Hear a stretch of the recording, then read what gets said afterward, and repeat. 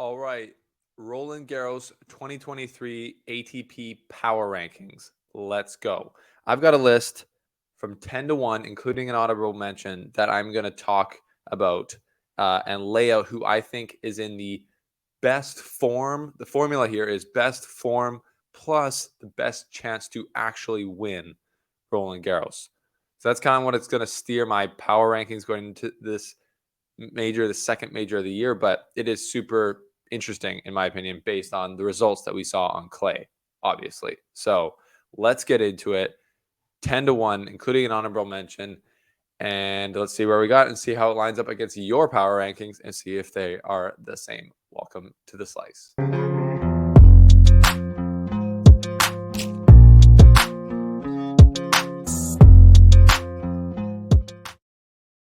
Welcome back to the show, people. How are you? Thanks for subscribing. If you have not yet, this is exciting. We got the French Open draw coming out in a few days. So we're going to do the power rankings right now, and we're going to get into it. And I'm pretty excited to share what I've got. So before we get going here, shout out to CoolBet. Stay cool, bet responsibly. Official sportsbook of the slice. And at the end of the show, after I do my rankings, I'll show you their odds for who's outright winners of the tournament. Pretty interesting stuff. But yeah, thanks for being here. Let's just get into it. Why don't we? I got my little board here that I'm going to be updating as we go. So you're going to want to watch the end of the show. Let's start out here with my honorable mention. My honorable mention is Rafa Nadal. That's right. Rafael Nadal has already confirmed that he won't be playing. But since this brother has won the tournament 14 times, I am never counting him out. I am never, ever, ever counting him out. He could transcend into another person's body and become Rafael Nadal 2.0, show up and win the tournament. You know, it's just, he's incredible. 14 titles. You have to put him on there, even as respect, but we will be missing him this time around, unfortunately. So, number 10. Coming in at number 10 for me is our guy, Felix Auger-Aliassime. Felix Auger-Aliassime. His confidence is in pretty much shambles right now. I think he's not been having a great 2022. I think in the race, the year-end race, he's like ranked like number 21 or something with total points in 2023. So his confidence is in shambles. He's not in a great place right now, but I think he could have a good warm-up in Lyon. And based on his game and what he did last year, taking Rafa to 5 sets, almost beating him, he can be dangerous on a 5-set format on clay for sure. So I got to keep some belief in my brother, even though he's not playing his best tennis right now. So that's number 10. Number 9, Taylor Fritz. Taylor Fritz is my number 9 player, basically just because he can get it done. He can beat a lot of guys. He's can be good on the clay. His big shots help him get through any court. And he's become a better mover. He's also playing in Geneva this week. I was there last year. Shout out to Geneva. So yeah, I expect him to get a bit of a warm up, and he'll be good. Again, this is pretty far down my rankings, and the guys who I actually believe have a real chance to win this tournament, I got kind of starred, and that's at the top. So we're gonna get to that. So hold on to your horses. How are we doing so far? Honorable mention: number 10, Felix. Number 9, Fritz. Number 8. We've got Casper Ruud. Casper Ruud, because although he has been in not a good place in 2023 at all, he did make the final of the French Open last year. He got slaughtered by Nadal, but this brother can play on clay. So I expect at Roland Garros, he's going to win the first few rounds playing lower ranked guys, and then he's going to get his confidence going. And this guy's a dog. He's made the final of the US Open last year and the French Open for reasons. He's great in the 5-set format. So, I think 8 is not where he would have wanted to be. He might give me a call up after this show and say, what the heck? I should be top 5, but sorry, dude. Number 8 is where I got you based on how you've been playing in 2023, where I think your confidence is at. But I believe in your ability to take out a bunch of the guys who are actually ranked ahead of you. So prove us wrong. Why don't you? Next at number 7, who you guys think I got? I've got Yannick Sinner, the Fox, at number 7. Due to the fact of how good he is, he hasn't been playing great, to be honest. If we look back at the Italian Open, went out to Cerundolo in the round of 16. Barcelona had to withdraw. Monte Carlo lost in the semifinal to Holger Rune. But he's good on clay. The kid's dangerous, and we all know he can play. So we'll see. I got a feeling, though. That's why I put him at number 7, above Casper Ruud, above Fritz, above Felix. The kid can play. Can he? You got to believe. You got to believe a little bit. All right. Now we're going to go to number 6. Now we're getting a little bit more critical, I would say. I would say that at number 6, I've got a new player on the French Open power rankings that's probably never been there before. Daniil Medvedev. You guys already know it. Daniil Medvedev just won Rome. Let me repeat. Daniil Medvedev just won Rome, the Masters 1000, not the Challenger, on clay, beating Stefanos Tsitsipas and Holger Rune in the final. That's legit. That's not a fluke. That's crazy. So this guy can play now on clay. He can all of a sudden play. And you know what he can also do? He can game. He's a gamer. He's won a major before. He's now has a new game on clay. He's got new strings. And he's going to be dangerous. 5-set format. This guy's done it. He's gone all the way through a major before. That matters. And that's interesting to me. So we got Daniil Medvedev at 6. Which is pretty crazy. Last year, you would not have thought to put Daniil Medvedev at number 6, would you?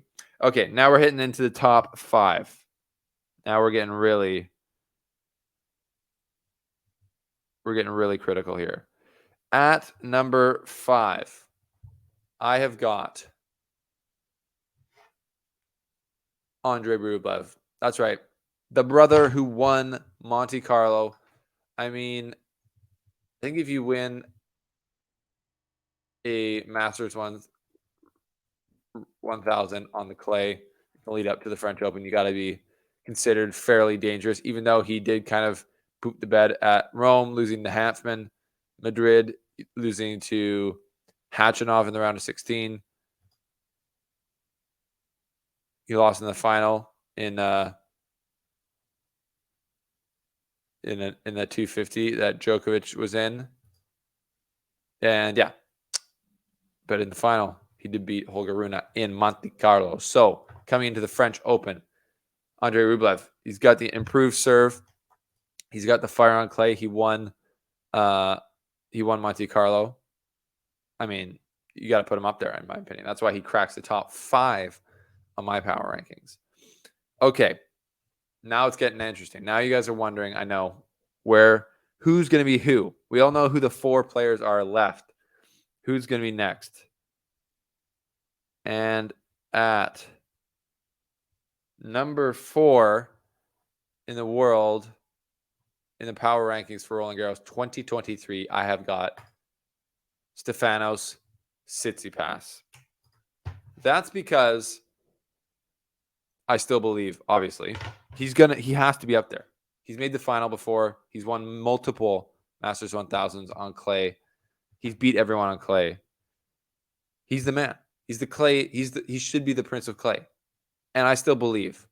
I do still believe, although in my last video I said it's getting shaky. My belief is wavering, which is allowed. But the guy can still play on clay. Let's just be straight up about that. But I do think that his mental scars are getting worse. And I don't know if he can go all the way.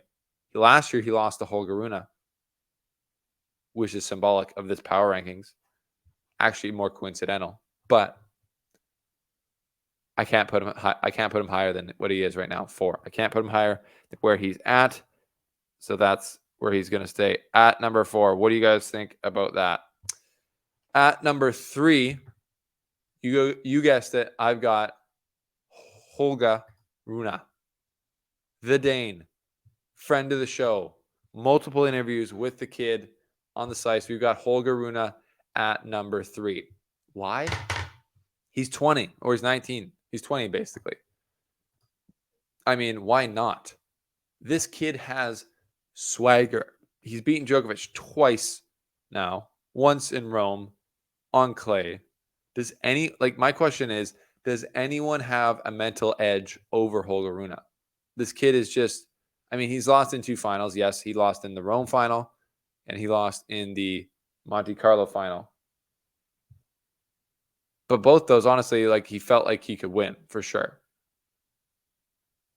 So right now, who's got a mental edge over Holger Rune?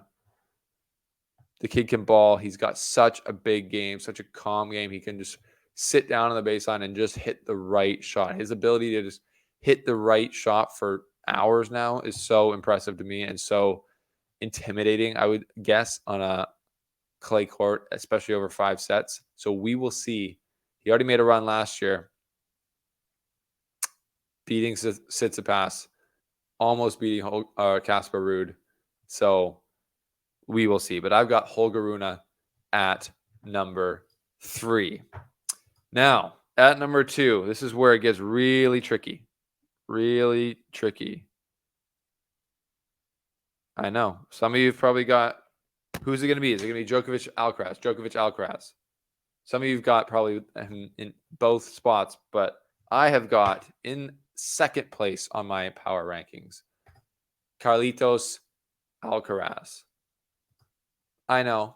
Carlitos Alcaraz, number 2, and that obviously puts Djokovic at number 1.